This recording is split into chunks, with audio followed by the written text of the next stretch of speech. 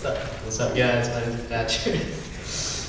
So, I believe that we need to be like dogs. Every day, we have a chance to do something great. However, it's up to us whether we choose to or not. Dogs turn a dreadful situation into a joyful. Dogs live where their paws are, and they take action when they see trouble. Dogs help and love everyone, no matter one's past or present situation, and brighten people's day with their unconditional kindness. They give people a reason to be happy by their simple actions of helping others. People need to be like dogs because there would be more lights in the world. Humanity would work together because they would be more focused on helping others and not themselves. Additionally, humans would be happier because they can turn any situation into a fun one. And whenever one would have a chance to make someone's day, they would. Last year, both of our dogs died due to cancer. However, what stood out to me was how they were in their last days. Before we knew about Derby's cancer, I decided to go on a golf cart ride with her. She always loved to run with us while driving, so I decided to let her run. This made me happy to watch Derby run because I love that she followed her family, no matter the circumstances. Even though she was likely in pain, she just decided to keep running for me. Derby was facing death and decided to put me over herself. This moment especially has taught me to put others over myself in any situation. I have learned that one action of help can change a person's day. And for me personally, I'm in good spirits and joyful after helping someone. Our other dog, Hazel, died of cancer as well. On our last day with her, my mom and I took Derby and her on a walk, and we found out it was time to put her down. We went home, gave her water, and we all spent time together. We gave Hazel a bunch of treats, and her favorite was a peanut butter sandwich. And during all of this, Hazel was happy. Hazel was in the worst possible position of life, but was happy. She had no worries and was living in the moment. From this time, I learned that it is always possible to make something out of nothing. Whether I am in trouble or doing chores, I have the opportunity to turn any situation into one I will appreciate later on in life. It is always possible to turn a hopeless situation into a hopeful one. And to add on to that, in life we can dwell on the past or worry about the future. But I think it is important to have the ability to be where your feet are. This means to appreciate the details of your present moment and to focus on your current point in time. If we worry about the past or the future, we may miss the experience of the present. In life, it is not always about being the top dog. Sometimes it is about what is doing what is best for others.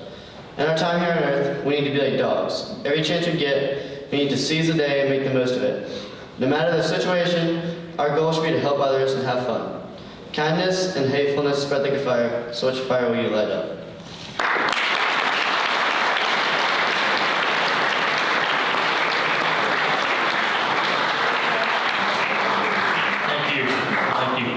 Next up will be Miss Dylan Andrews.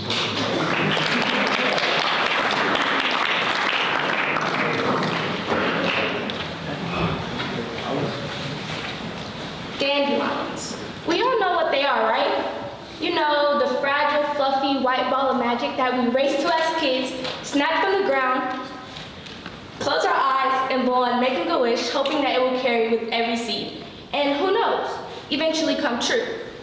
In a way much like those seeds, I've come to believe that I'm a dandelion too. No, I don't literally possess white fluffy petals, but with every space I enter, I leave behind small remnants of myself, like tiny invisible seeds drifting into the world and touching lives in ways that I may never fully fathom. And just as those delicate seeds drift and land wherever the wind takes them, I too like to think that parts of me take root, grow, and bloom long after I'm gone. Now, thinking back to when I was a small child, holding a dandelion felt like holding a tiny piece of magic, and I was the magician. I think of my biggest wish and hope that with a simple poof, it would just come true.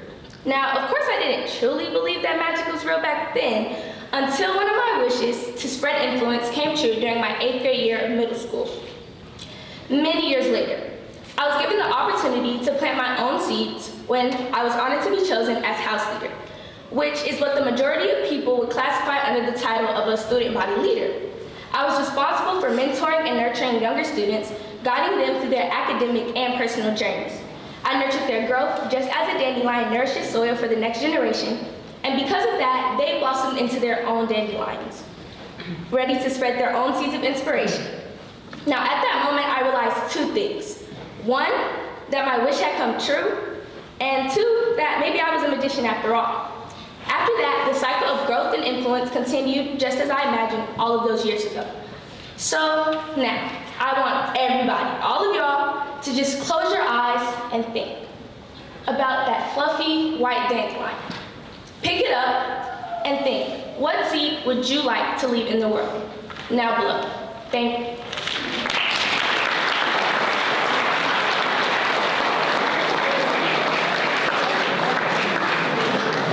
Thank you. Next up, we have Mr. Cosmo DiMatteo.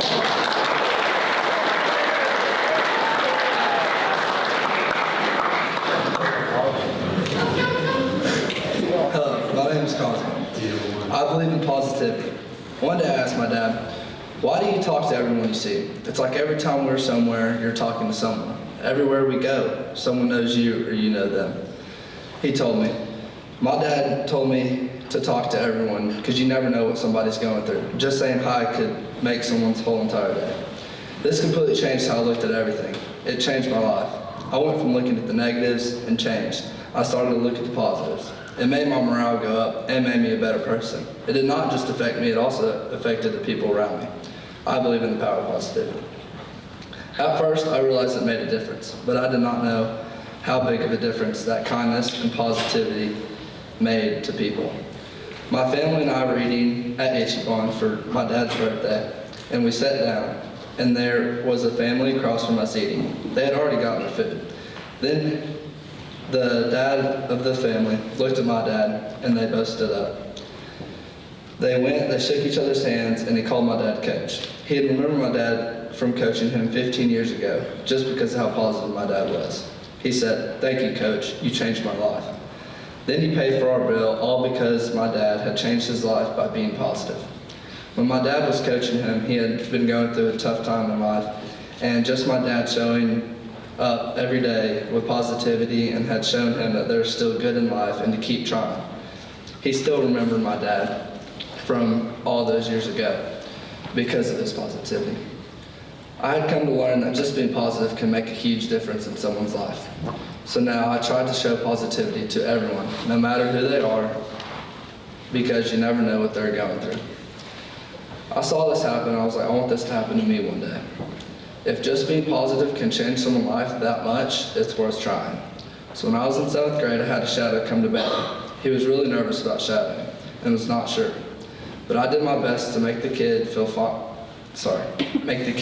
like this was the place he wanted to be at. I was nice and positive to make the kid feel more comfortable. He went from being shy to loving it.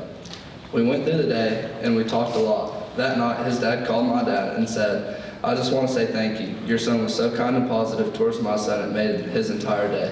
We have toured a lot of schools around here in this area, and he liked Baylor the most, and part of that was your son. And I just want to say thank you." This was a way that seeing my dad do it, and then it happened to me, of course not as serious, really showed me how that can affect people, how it can affect people. Now it is a regular thing I think about, like just being positive, because you never know what someone's going through. I believe in kindness, I believe in positivity.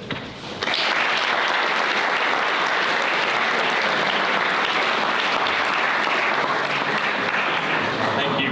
Next up, we have Mr. Emerson Morris.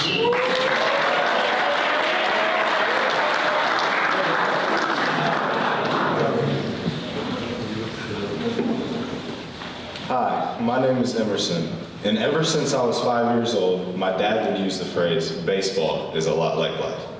Not only he, but many past and present MLB players have used this phrase in interviews. If a person were to ask me, I would say there are many ways to explain the phrase, but there are also specific ways that baseball is a lot like life. In my opinion, the main focuses are doing the little things right, being respectful, and trying again or pushing forward when any inconvenience happens. I truly started believing in this just last year when I was playing in a high school game, and during warm-ups, a ball bounced up and hit me in the mouth. I remember having to rip my lip out of my braces, and it hurt a lot. I ended up staying in the game, and this was a lesson for me. I realized right then that my dad was right, and that baseball is a lot like life. This is just like life bringing you down. When life knocks you down, you can always get back up. I also realized that being respectful is a trait to use on and off the field. Before the game, I was not being nice to people in my own world and didn't care what was happening around me. Then, when I was on the field, I was still in my own world and was sort of lazy and just didn't care. After that, the ball hit me. I was frustrated, but I knew the reason for that was because I wasn't being respectful. Since then, I've been more respectful and kind to people. Through baseball, I've also learned to do the little things right. Baseball is a game where not doing the little things right is not at all good for you, and more importantly, your whole team. Rarely, I found myself or my teammates not caring in practice. When it happens, our coach would normally start to get mad because he knows doing the little things right is huge for game day. If you're careless in practice, then you'll be careless in a game. But if you take practice seriously, then it'll be easy to be serious in a game. In life, when you don't do the little things right, you can find yourself getting a few points off on a test or something much more than that. You can find yourself losing a job or in a situation that could get you in tons of trouble. Doing the little things right will set you up for success in both baseball and in life. Baseball has many lessons that are easily applicable to life. Therefore, I believe baseball is a lot like life.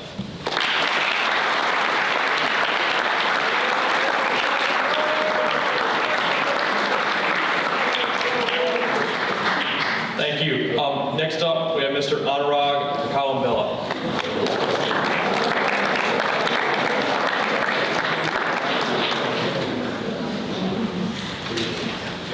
I believe younger siblings are the best part of the family. And no, it's just not because you're funny and occasionally annoying, although we totally are. Being the youngest comes with perks, and even though it's wrapped with a lot of you're not allowed and go away movements from older siblings. I've got an older brother who's 18 and plays varsity tennis at Baylor. He thinks he's the boss of the world, and he's not.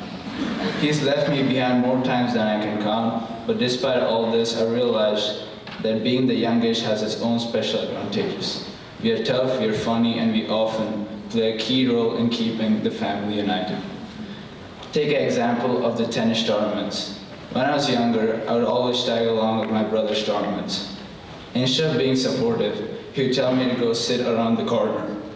I would watch him play, wishing I could be on the court with him. But he would leave me behind like I was one of his little fans. Still, I sat there for hours cheering him on. He'd come off the court and say, "I appreciate you, you little brat." Even though those words were sarcastic, they remind me that as the younger sibling, I played a vital role in his life, whether he showed it or not. Younger siblings often support the family in ways no one else notices, providing encouragement and energy when it's needed the most. Then there's the phone situation. My brother got his first phone at 10, and I thought, oh, I'm next, but no. Younger siblings are always the last to get anything nice. By the time I was ready for my first phone, he had a collection of Apple phones. I had to beg and sneak one of his old phones.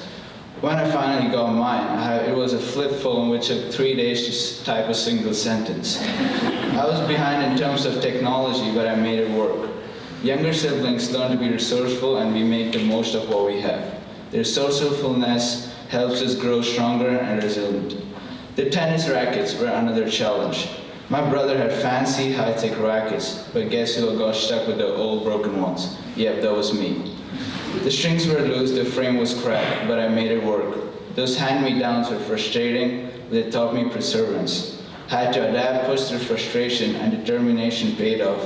I got good enough to buy my own racket. Younger siblings may get left over, but we use them as stepping stones, often pushing the family forward in unexpected ways.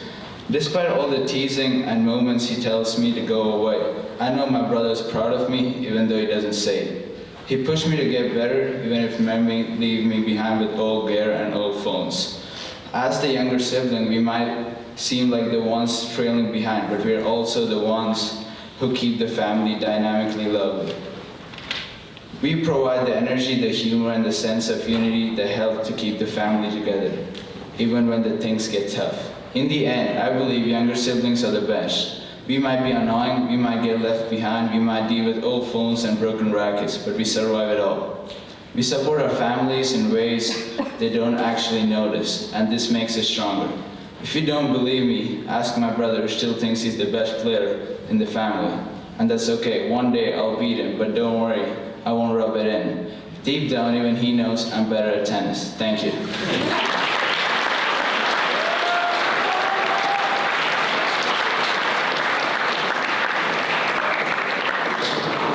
Thank you. Next up, we have Mr. AJ Bassmaze.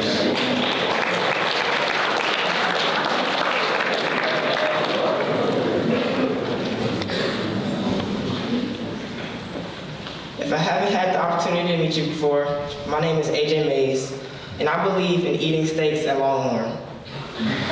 To most people, dining at Longhorn can be considered a routine activity, nothing out of the norm, or nothing to think twice about. However, Longhorn is much more than that to me. Going to Longhorn symbolizes the relationship I once had with my grandmother, Marcella Mays, and a lesson I learned too late about cherishing the time you spend with the people that you love. My grandmother had one wish, and that was to spend time with me. When I was younger, I used to give her all the time in the world, but as I grew older, life began to draw me in many different directions. I would spend time with my friends, catch up on work, and I became preoccupied with the trivial things that I deemed to be important. I kept telling myself, there's time, she'll live a long life, and I'll be able to hang out with her later. But even though that's what I thought, my aunt kept reminding me that later might not always be certain. That was the biggest mistake in my life. Now, even if it's just going to have a steak at Longhorn, I believe in cherishing the time that you spend with your loved ones. About 8 months ago, my grandmother had a heart attack. After being taken to the intensive care unit, she fought for her life for about a week. Everything became quite clear to me throughout that week. I became aware of how much I had taken her presence for granted.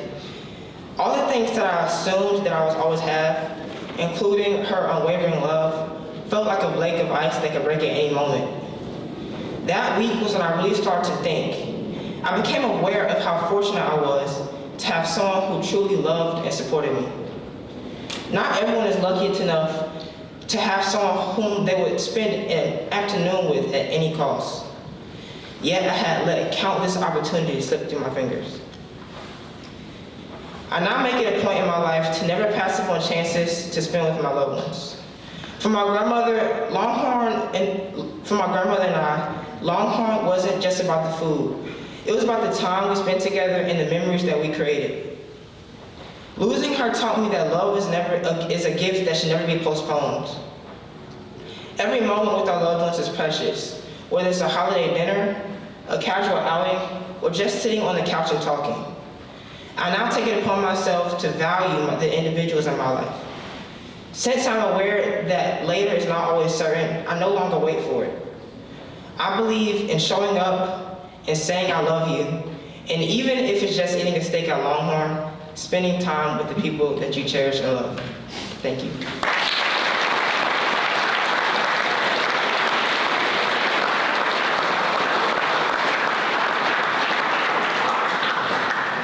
Next up, Ms. Grace Tang.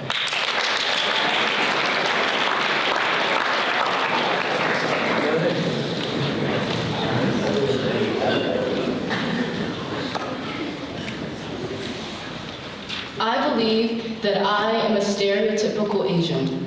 The stereotypical Asian either plays the piano, violin, or flute, takes an advanced math class, studies for many hours a day, and has terrible eyesight and wants a higher degree when they're older. For those who know me, it's easy to realize that all of these stereotypes apply to me, an Asian, as well. And all I have to say to them is yes, I do embody these Asian stereotypes and many more of them. I accept this. In fact, I am even okay with being called a stereotypical Asian because that is what I am. For one, I do study for 3 hours almost every single day after my homework. I practice the piano every day too, an hour and a half each practice session, and I purposely got into an advanced math class by taking a summer class. But I don't do these things because I feel these heavy societal expectation laying on my shoulders. I do it for myself, for my own aspirations. And I never not study or not play the piano or not do a little extra in school in order to avoid proving these stereotypes right, because there's nothing wrong with doing these things. They only seem wrong because I'm Asian. And besides, stereotypes themselves aren't even all that bad. They're just common patterns that humans have noticed within a group of people. Observations. They only start to become bad when that's all that people see us as. Stereotypes. If people just see me as an Asian stereotypes, they also see an inaccurate version of myself. After all, I'm not quiet and submissive. My dad does not beat me with the slipper every time I score below 100, and my family has never eaten a dog or cat before, despite the many times I've been asked. To only see me by the stereotypes about people with yellow skin, small monolid eyes, and straight black hair reduces me to a no-faced being, erasing my individuality, as these stereotypes don't acknowledge my personality or the beliefs and memories that I have, which are unique to me. After all, no stereotype can replace quality time when it comes to learning the details and dimensions of a person. You know, over time, I think I've learned a couple things about stereotypes, which is some are wrong and others are right. They will never fully embody someone, and I will probably never escape them. But I think I've come to a point of self-acceptance where I know falling into or out of the stereotype doesn't say anything or prove anything about me or anyone else. So I'll continue to ignore the eye rolls that I've gotten for being obsessed with grades, the "of course you do's" I've gotten after stating I play the piano, and the suppressed smiles when I say or do something that's very Asian of me, and continue to be who I am, even if who I am can be pretty stereotypical.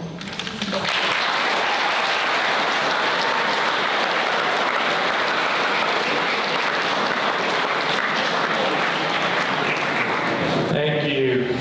Next up, we have Mr. Evan Martin.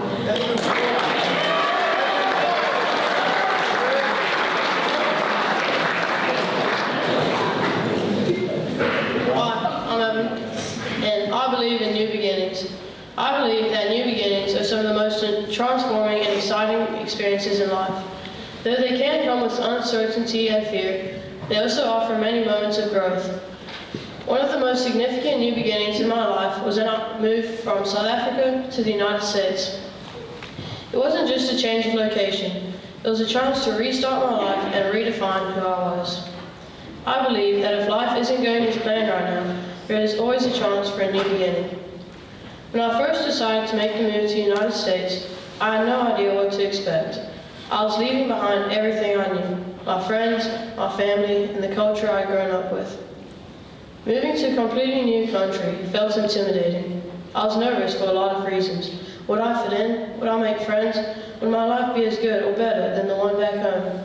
These were the questions that were constantly on my mind. The first few weeks were challenging. I kept going back and forth in my mind, thinking about the excitement for all the new things to explore and a deep sense of homesickness for everything back in South Africa. The food, the language, the people, everything felt different. And at times, it felt like I didn't belong. I missed the comfort of home, the familiarity of everyday life, and not having to worry about making friends. But as I spent more time in the US, I began to realize something important. New beginnings aren't about forgetting where you come from. They're about using your past experiences as a foundation to build something better. Over time, I adapted. I learned the culture of the US, made new friends, and developed new skills. I began to understand that each challenge was an opportunity to grow. Whenever something didn't go as planned, I learned something valuable for life. My ability to adapt, and my willingness for trying to overcome obstacles. One of the most surprising parts of this journey was realizing how much I was learning, not only about my new environment, but also about myself. Back in South Africa, I had always been a part of a familiar community, but in the US, I had to find my own space, my own pathway. I started doing things I had never done, discovering strengths, passions, and interests I had never known I had. It was a reminder that change, while being uncomfortable, could still lead to growth. Through this experience, I've learned that new beginnings aren't always easy, but they are always worth embracing. It allowed me to learn and grow in new ways. It challenged me to step out of my comfort zone and made me do things that I thought were scary. But I believe that no matter how scary or uncertain the future may seem, I'll always have the ability to keep going, take a leap of faith, or create something new. Moving to the United States didn't just mean leaving one place behind. It meant opening myself up to new possibilities, new challenges, and a new version of who I could become. So I believe in the power of new beginnings. I believe that no matter where I came from or how hard the journey may seem, I can always start again, learn something new, and build a life that's even better than the one I left behind. I believe that Patrick Mahomes and the Kansas City Chiefs are being glazed. And they get bailed out every game by the refs. This is important to me because the Chiefs are beating teams I like, including the Texans. A few reasons I believe they are glazed are due to biased referee decisions, lucky wins, and announcers constantly glazing Mahomes. The referee calls are blatantly in favor of the Chiefs and are obvious every time they occur. For example, during the AFC divisional playoff game against the Texans, Mahomes slid while two Texans players attempted to tackle him. They dove at him, but didn't even touch him. Instead, they collided with each other. However, the referee called unnecessary roughness. He was probably thinking, oh no, don't hurt my baby Mahomes. In the same game, Mahomes was pushed out of bounds while still in play, and yet again, the refs flagged it as unnecessary roughness. These two completely fair plays are being penalized and show how the officials consistently protect Mahomes, giving him and his team an unfair advantage. Additionally, the Chiefs often benefit from pure luck in their victories. Their wins are frequently aided by questionable pass interference decisions, unlikely field goal successes, block kicks to save the game, and referees ruling opposing receivers out of bounds. Let's focus on the out-of-bounds receivers and pass interference examples. First, Isaiah Likely, a tight end for the Ravens, caught what should have been a game-time touchdown, but after reviewing from multiple angles, it was clear that although his toe appeared close to the line, no part of his body actually touched out of bounds. Despite this play was ruled incomplete. In another game, Chiefs defensive back wrapped up Kyle Pitts during catch, preventing a game-winning touchdown. Shockingly, no pass interference was called, and these glaring mistakes once again unfairly benefited the Chiefs. Last, the announcer's constant glazing of Mahomes creates an idea of him as untouchable, which influences referees to favor him. Announcers often say things like, that looked a little Mahomey, and that's sort of what we see out of Patrick Mahomes, even when he isn't even on the field. This endless glazing seems to affect the entire officiating crew of the NFL, leading to bias in their decision-making. Truthfully, I'm tired of this. And by the way, they just beat the Bills in the AFC Championship, so fly Eagles fly. They're gonna beat the Chiefs.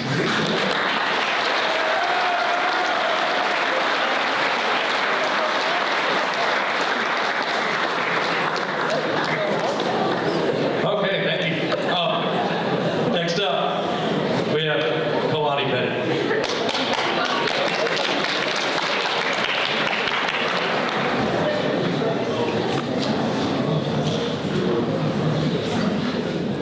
I am scared of everything. At the age of 15, I am still the kind of person who checks under my bed to make sure the big, scary monster isn't there to devour me as I sleep. Heights make my knees weak. The mere sight of a roller coaster sends my heart racing, and do not even get me started on hippos. But on a humid October morning, I found myself staring down at a forest of trees that looked as distant as the moon, with nothing between me and a 200-meter drop except a thin metal cable in my trembling hands.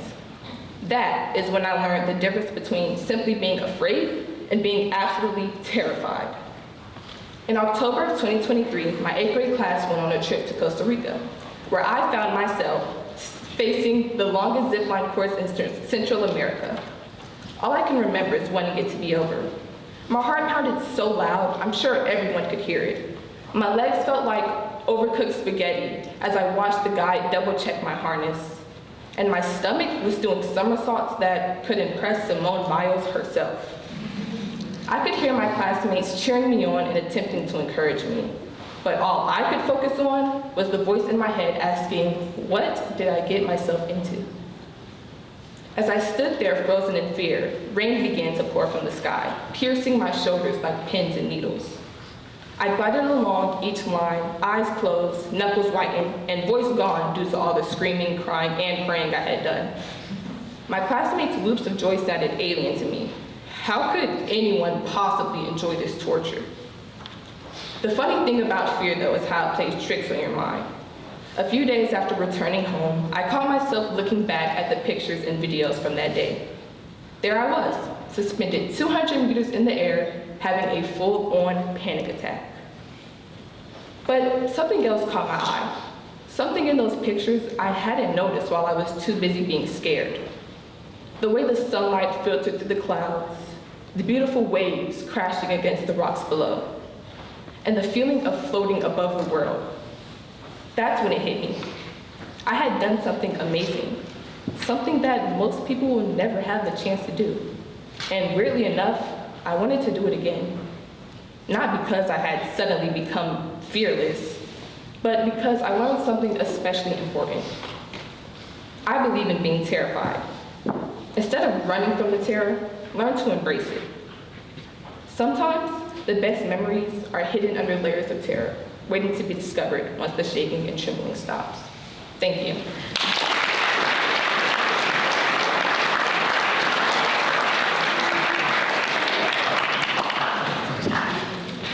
All right, thank you. Next up, we have Miss Molly Boyd.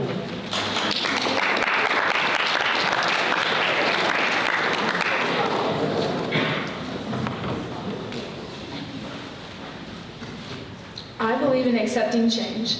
The day before I started high school, I was so nervous. I took my dog on a long walk and watched the sunset. The sunset made me think of how much I'd missed school, which was really weird because I was so scared of starting it tomorrow. My friends and I would stay after school till 5:30 and watch the sunset while running down to the river to take about 1,000 pictures after practice. When I remember how school is fun sometimes, it changed my mind about tomorrow. That made me think of how I changed. The day I started high school, I was so happy to be back, as I saw so many friends, met new people, and started a new sport. Crew was so intimidating from what I had heard, and I had no idea what to expect. During the first practice, I met so many people who were just as nervous as I was. Walking in my car that day, the sunset was so beautiful, which reminded me of how scared I was just the day before this. Then I knew I had changed, but I didn't really think of it as changing. I thought of it as growing my opportunities. I used to think those two were very different things, but after the first practice, I was really rethinking what change actually meant. Throughout the fall season, I had a lot of difficulties with school and rowing. And I remember after a 6:30 practice in September, everyone had a terrible time. I was really rethinking starting rowing, but as I was walking away from the boathouse, I saw the sunset. The sunset was always there, but it's always different. Watching the sunset every Friday night in the fall of my middle school years made me think of how pretty it was every week, but never how it's always changing. I've always heard you can never step in the same river twice. It's always moving and changing. After my first Friday night football game of my high school year, I realized the sunset isn't just different colors. It's always changing. Just like the river, you can never see the same sunset twice. When I would watch the sunset on Friday nights in middle school, my friends and I would always take pictures. Taking tons of pictures of the sunset bonded me with people I've stayed with through high school, which is one thing that hasn't changed. But after my first month of high school, I realized almost everything has changed for me, and I really started thinking that change wasn't always bad. Then I realized one night I need to change more now than I ever thought I would. Starting high school was so different because I had never had this much freedom, responsibility, or fun any other time I could remember. Change means a lot to me now because I always thought it was a bad thing and was scared of it. But change has showed me that it can be really good, and when it's not, I've learned to be comfortable with being uncomfortable. Crew has taught me that too. I've never done this hard of a sport, and I wasn't expecting any of it. There are so many people who are just like me who started crew, and we've seen each other change and grow because of it. I used to think that change was becoming someone you're not, but now I see that everyone needs change to become a better version of themselves. Whether it's good or bad, it's still learning from your mistakes to be a better you. I believe in accepting change because change means growth no matter what. Thank you.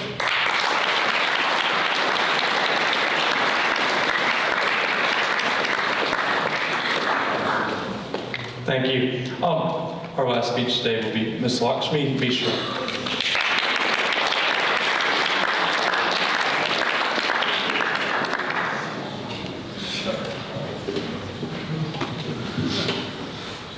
Dr. Rudine Sims Bishop has said that books can be mirrors, windows, and sliding glass doors.